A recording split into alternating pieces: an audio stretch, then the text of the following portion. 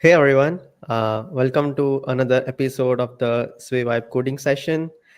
In this session, we have Igor from the compiler team back. Hi. Yeah, I think it is like the second or third time we have this amazing guest. So, yeah, Igor, how are you doing? Fine, thanks. So first of all, thanks for having me again. Yeah, I think it's the third time or something. Yeah, So yeah, looking forward to demo what we were been working on for the past couple of weeks. totally. Yeah, yeah. I By the way, think it's always nice to see you as well. But it was even nicer to see you like in real life. That doesn't happen often, but we had a chance. Yeah, that was cool. totally, yeah. Like IRL meetings are always like the best one and have the best conversations. Totally. I agree. Yeah. Mhm. So yeah, jumping on to the topic. So in this session, Igor will be talking a bit about the new hashing feature that we have, and another one is the error backtracing. That is, I guess, like the most demanded or like the most requested feature from the compiler team. So without further ado, I would like to have Igor, and yeah, like stage is all Mhm. yours. Thanks, Nazi. Yeah, as Nazi said, we'll be discussing these two things. Since in the last community call we already discussed uh, the new hashing essentially in details, why we did it, and so on.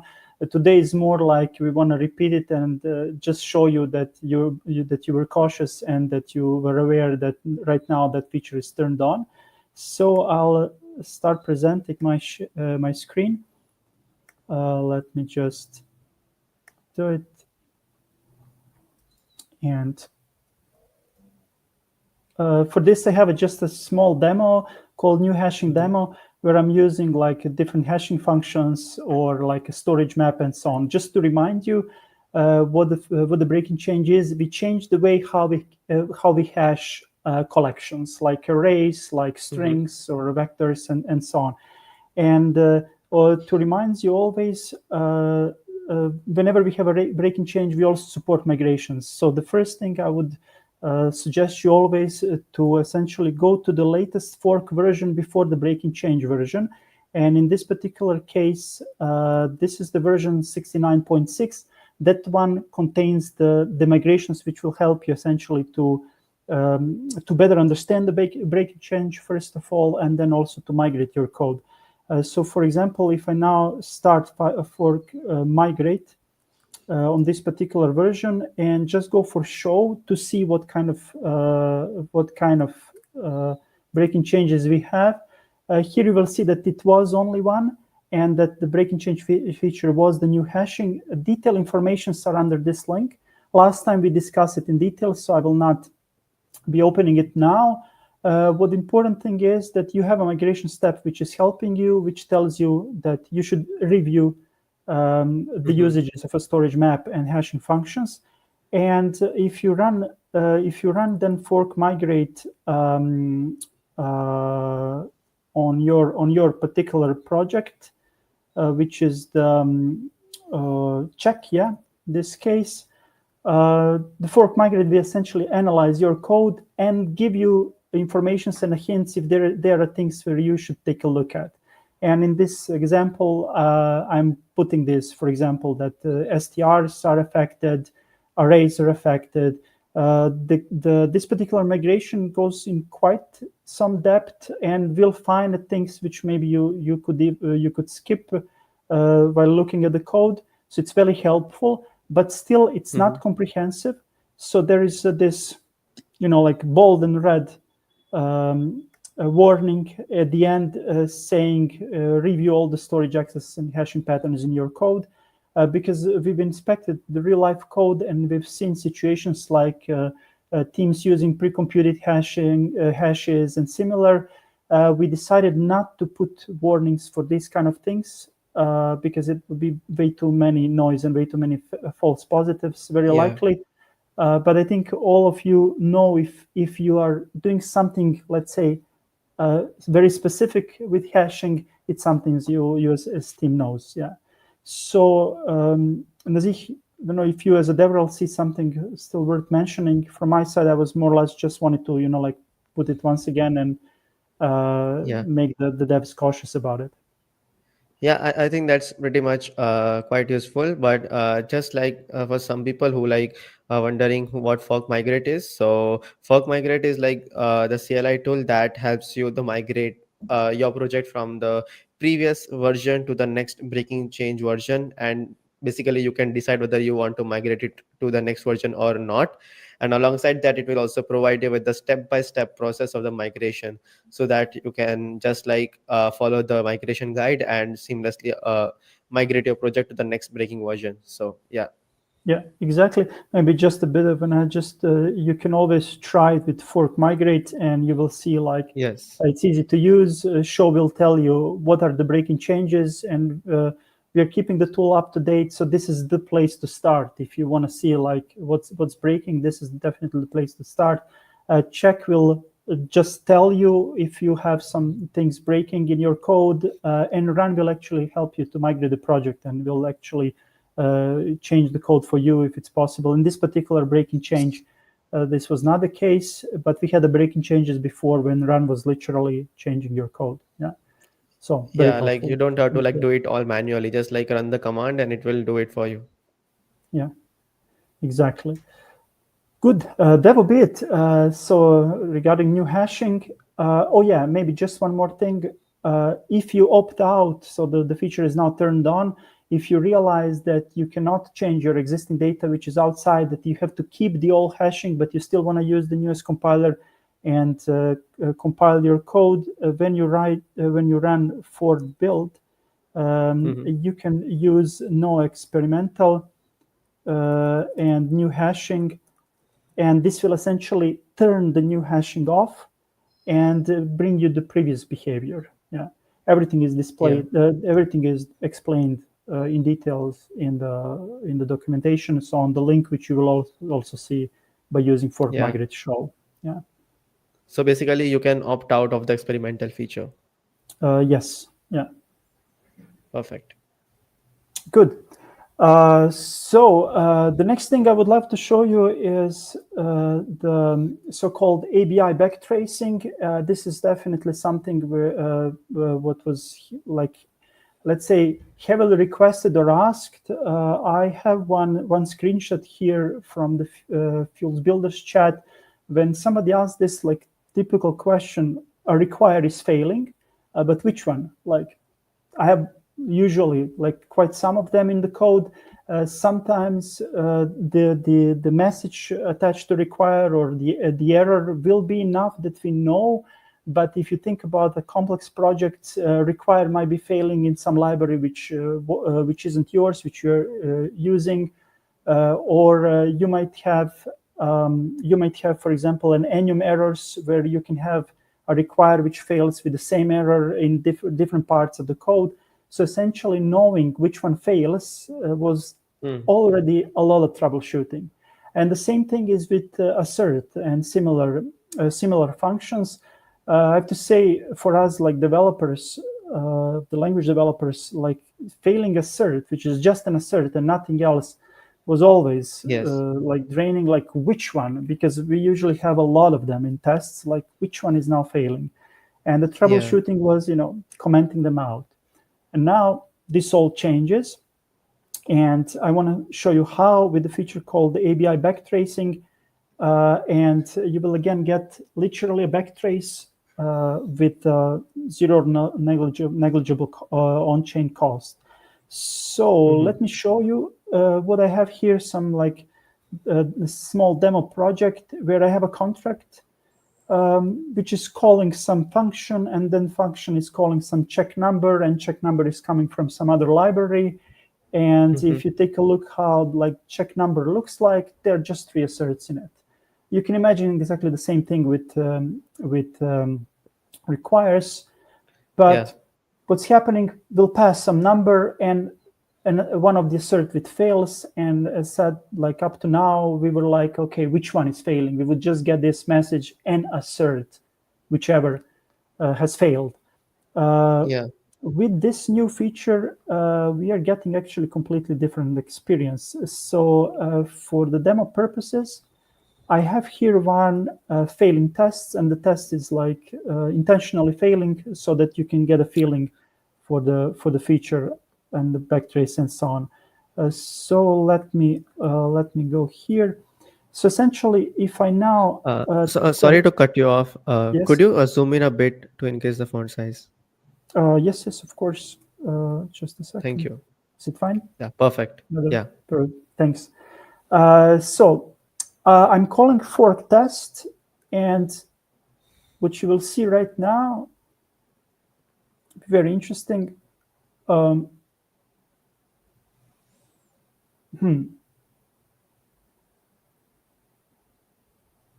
That's not what I've expected. Oh yeah, great. So one small thing I'm using, good that it happened. I'm using the fork version 69.6 because of the new hashing demo, but this feature is actually here since the breaking change version 070. So essentially, I will fuel up my version, my tool chain to latest, and then we should get all the goodies. But you will also see the difference. So previously, we got just a panic message that one assert condition was false and that it's coming from the assert, but it doesn't tell us much. And with the newest version, if I run the test now,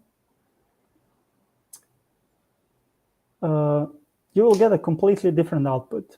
So first of all, it will tell you that assert condition was false, and of course, where in the std assert.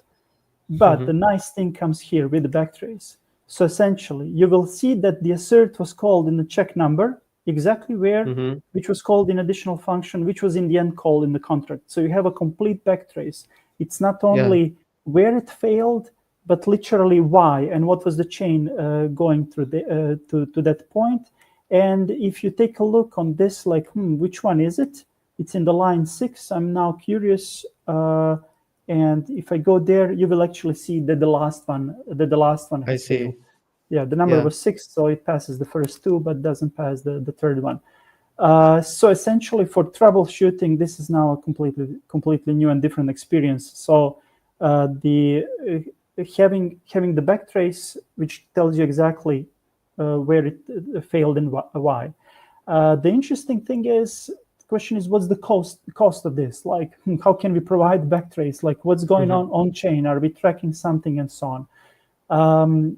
There is a lot of cool magic behind, and if you want to know more about how we made it actually, so that we get a backtrace, a very useful backtrace with negligible, almost zero online cost. It is all described in this RFC, which is called ABI backtracing, where in the reference level explanation, we are explaining the math behind it, the logic behind it, and what is actually going on and how.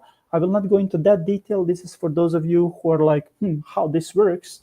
But just to give you an idea, what the compiler produces is in the JSON file. Before, if you remember, when we introduced Panic, we had these error codes where in the ABI we were tracking where a panic in code occurs. To that, we've added so-called panic calls, which are actually in the ABI. We are tracking now all the places in code where we are calling functions which can fail. We did a lot of investigations to realize that this is actually feasible. So the most of the information is in the ABI file. That's why we are calling it ABI backtracing.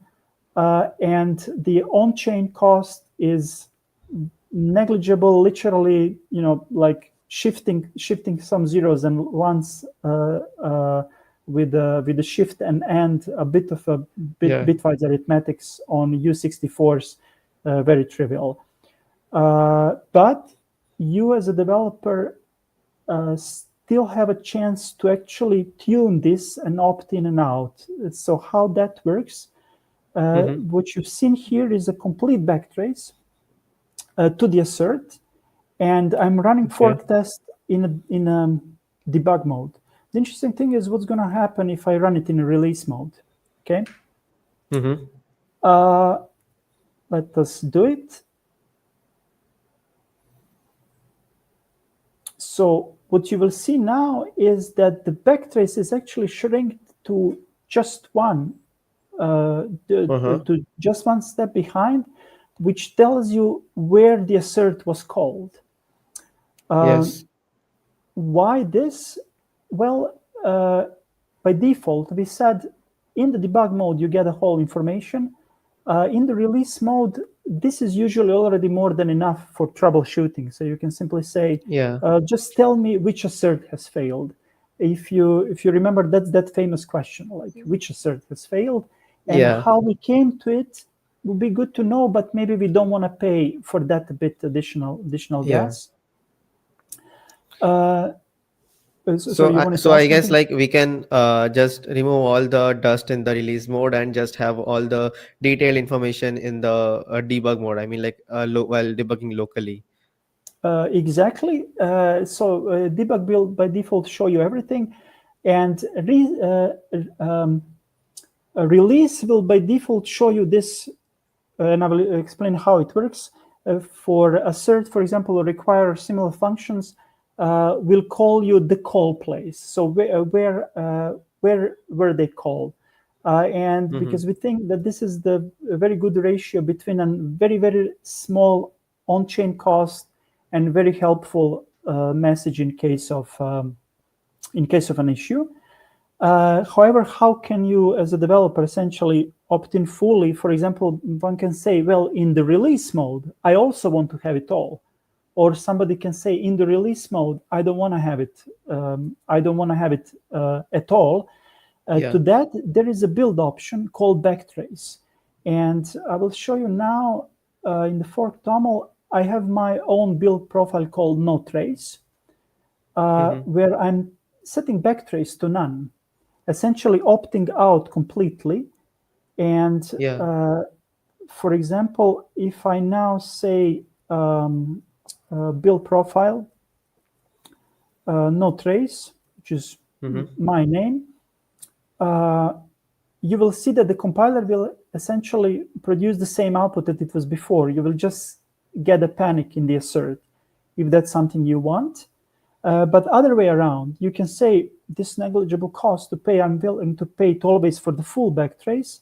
You can say, for example, here that you want all backtrace that you always wanted.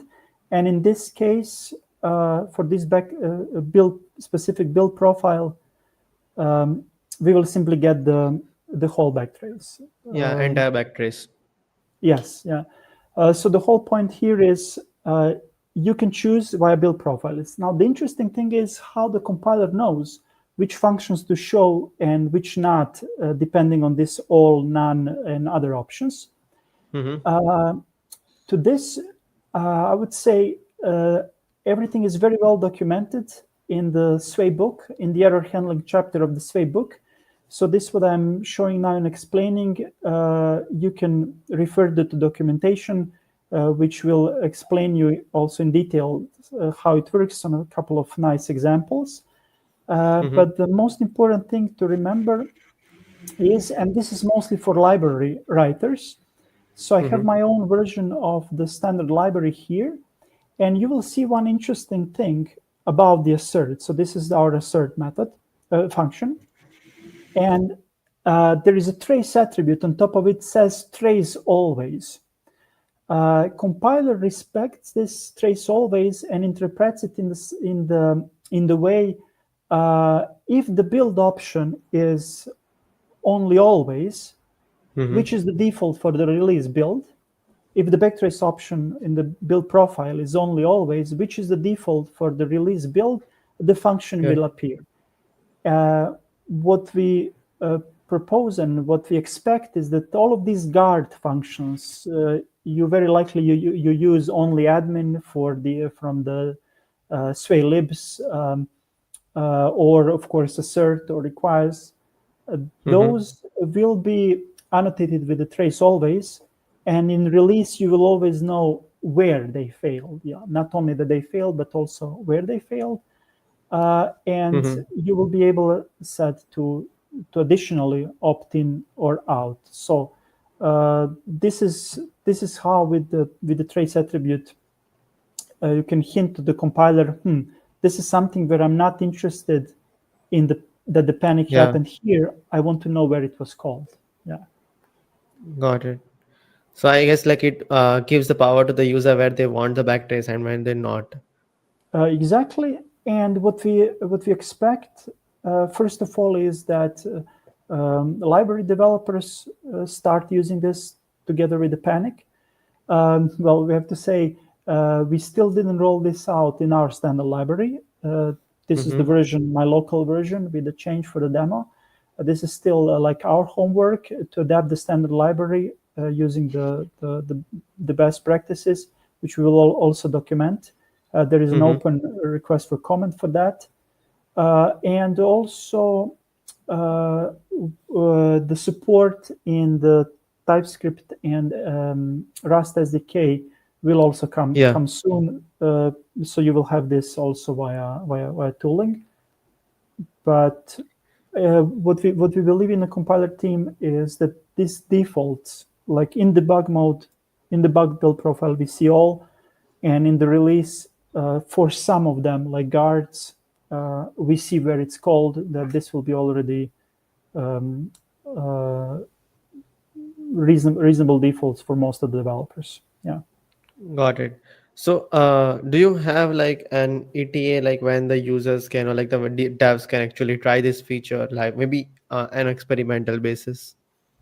This feature is already in. So if you remember, in the latest version 70.1, it's already in. So if you take a newest compiler, you can start using this. Huh, perfect. So they don't need to like switch to the experimental. They just like update the latest version and they are good to go. Exactly. Yeah. So the feature is there by default. Exactly. Perfect. Yeah, that's super interesting. Like someone can actually just look at the panic backtraces and like exactly know where the panic happened. They don't need to like do the complex debugging and like do the multiple logs to just like see what went wrong. Yeah. The good part of it was already solved with panicking. At least you knew like where something panicked. But this is Yeah, a next level, essentially really pointing you like in regular, let's say non blockchain languages, what we expect. It's well documented, so you can take a look at the Sway book. And yeah, I have to say we're quite proud how we actually brainstormed it and managed yeah, to do it essentially together, because we are talking about, like, let's say, two bit of a clashing concept. So you want to have a backtrace, which is usually, like, in terms of a runtime, costly operation, but still don't want to like pay for it on chain in case of blockchain development and languages. And I think we definitely got a good solution here. Yeah. yeah, totally. Like it makes a task of devs a lot easier and like saves a lot of complex debugging effort, a lot of time. So that's definitely a big thing. And by the way, the links for this, like the documentation as well as the Sway book, would be in the description below. So if anyone want to check out, you can just click the links from below. And yeah, I guess that brings us to the end of the session. It was a wonderful demo by, I guess, Igor, and like it was really wonderful how you have showcased us like the power of the backtracing and what if it is not there and what it unlocks with this whole feature. So yeah, that thanks for the demo, Igor. That was Thanks. really Yeah. wonderful. Maybe just to tease the devs a bit more. So there are additional things we are working on and hope to get out soon. And I think in the upcoming, or it's very likely in one of the upcoming